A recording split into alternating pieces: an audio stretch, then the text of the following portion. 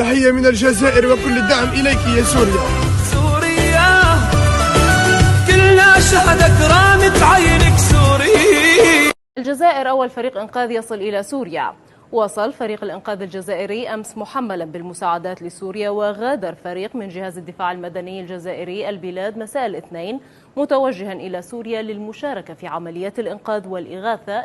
بالنسبة للدول اللي خايفة من الحصار على سوريا وخايفين يرسلون مساعدات مشان العالم اللي تحت الأنقاض، هاي الجزائر كسرت الحصار ووصلت الطائرة الجزائرية لحلب وبلشوا عملهم. الحمد لله يا رب، الحمد لله يا رب. اسمعوا هالكلام ما أجمله. فرق الإنقاذ الجزائرية تنقذ عوائل تحت الأنقاض ما زالوا على قيد الحياة. 7 طائرات جزائرية صاروا في قلب مدينة حلب من المساعدات.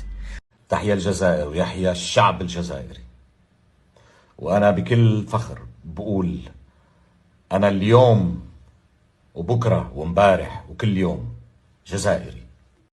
أول دولة تكسر القواعد وتكسر الحظر على سوريا وتدخل على سوريا مدينة حلب، دولة الجزائر. شعب الجزائر وحكومة الجزائر، أحلى تحية وحب كبير لكم. أول قافلة مساعدة توصل لسوريا من أهل الجزائر. الجزائر تكسر الحظر الجوي والعقوبات الأمريكية على سوريا، وترسل طائرات مساعدات إنسانية ومساعدات إغاثية وكادر طبي جزائري ورجال من الدفاع المدني الجزائري. الهلال السوري، الهلال الأحمر السوري جوا في هناك الداخل. أنتم والهلال الأحمر العربي السوري موجودين هون؟ احنا موجودين مع الهلال الأحمر العربي السوري. احنا من الجزائر ونحن نتشرف بكم. راسك الجزائري رئيسك تبون، رئيس زعيم العرب، أول طيارة راحت على سوريا والله فرحت من قلبي.